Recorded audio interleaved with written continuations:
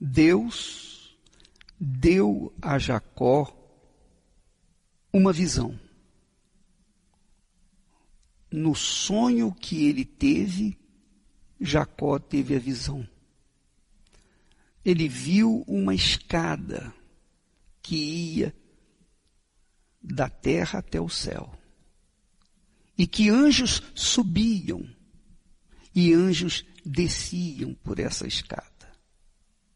E no topo da escada estava Deus, o Todo-Poderoso. E logo após aquela visão, Deus falou clara e nitidamente com Jacó, dizendo: eu sou o Senhor, Deus de Abraão, teu pai, e o Deus de Isaque. Esta terra em que estás deitado, darei a ti e à tua descendência. E a tua descendência será como o pó da terra, e estender-se-á ao ocidente, e ao oriente, e ao norte, e ao sul. E em ti e na tua descendência serão benditas todas as famílias da terra. E eis que estou contigo e te guardarei por onde quer que fores, e te farei tornar a esta terra. Eis que estou contigo e te guardarei por onde quer que fores, e te farei tornar a esta terra. Porque não te deixarei até que haja cumprido o que te tenho falado. Você pode ler esse texto, essas palavras em Gênesis capítulo 28 e versículos 13 até 15. Deus falou assim com Jacó. Nós sabemos que Deus se revelou para Jacó, não porque ele merecia, nada disso, mas porque ele persistiu, perseverou em tomar posse do direito da primogenitura. Ele alcançou a primogenitura, o que significa que ele alcançou o direito de substituir o seu pai. O direito da primogenitura é o seguinte: Deus é o Todo-Poderoso. Quando ele chamou Abraão, ele passou para Abraão o seu direito, a sua autoridade, a sua bênção, o seu domínio. E Abraão foi então um tipo de Deus aqui na terra. Um tipo, um símbolo de Deus, com a autoridade de Deus.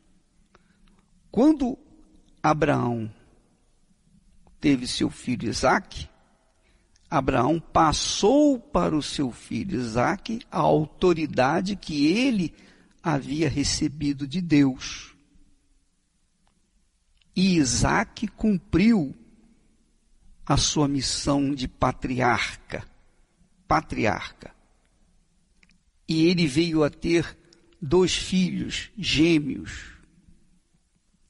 Jacó perseguiu e conquistou o direito da primogenitura, que era de Esaú, seu irmão, porque ele nasceu primeiro. Mas Jacó perseguiu e conquistou o direito de ser o primogênito. Por causa dele ter sido eleito primogênito de Isaque, ainda que de forma fraudulenta, injusta, então porque Isaque o tinha abençoado, porque Isaque, seu pai, o tinha consagrado, transferido o seu direito pessoal que havia recebido do seu pai para Jacó. Então Jacó estava devidamente autorizado para usar o direito da primogenitura, ou seja, a autoridade, o domínio, o poder que havia recebido do seu pai. Então, por isso, Deus, honrando Abraão, honrando o seu filho Isaque, agora faz aliança, se compromete com Jacó, ainda que Jacó tivesse tomado posse do seu direito de primogenitura de forma fraudulenta. Mas, aí você pergunta, bispo, como é que pode? Deus abençoou um homem que, através da mentira, tomou posse daquilo que não era seu. E isso é justo? Não, não é justo. Não é justo. Porém, você há de convir que Deus é Deus. Ele é o Todo-Poderoso. O apóstolo Paulo, falando sobre justiça, ele disse, e se a nossa injustiça for a causa da justiça de Deus, o que diremos? Que foi o caso que aconteceu com Jacó. A injustiça de Jacó produziu a justiça de Deus. A injustiça de Jacó. A injustiça que ele cometeu. A sua mentira, o seu engano, foi a causa da justiça de Deus. Porque Deus aproveitou aquela injustiça que ele cometeu e transformou-a em justiça. Mas isso não significa dizer que Jacó foi um homem abençoado até então. Não.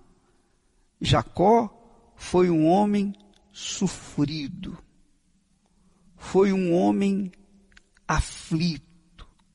Foi um homem que, por sua natureza, negociava.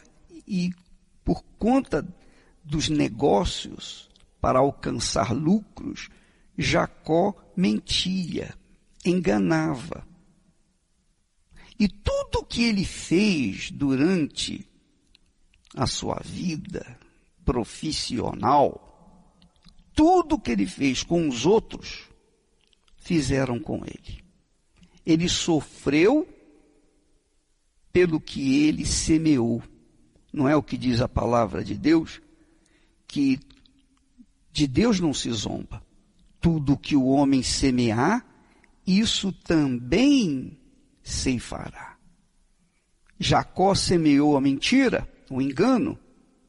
Apesar de Deus ter considerado a sua mentira, o seu engano, e transformou essa injustiça em justiça, porque o seu pai, Isaque, o tinha consagrado, então Deus não vai voltar atrás com a sua palavra. Ele manteve a sua palavra empenhada com Abraão, depois com Isaque e agora com Jacó. Mesmo Jacó sendo mentiroso. Mas Jacó sofreu as consequências das suas mentiras, do seu engano. Você verifica na história de Jacó que ele estava fugindo do seu irmão Esaú, porque o seu irmão estava com ódio dele, queria matá-lo. Ele fugiu, Jacó fugiu da sua casa por causa do seu irmão Esaú. E durante toda a sua vida ele viveu com medo de ter que enfrentar o seu irmão um dia. E ele enfrentou. Ele teve que enfrentar o seu irmão um dia. Ele teve que enfrentar. Porém, antes de enfrentar o seu irmão, Jacó teve o seu encontro com Deus. Teve a sua conversão.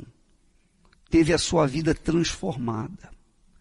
Porque apesar, e isso aconteceu lá no Val de Jaboque, apesar dele ter muito dinheiro, muito ouro, muita prata, muito gado, muitos filhos, uma família maravilhosa, ele tinha tudo, ainda assim, Jacó era um homem medroso. E o medo significa ausência de fé.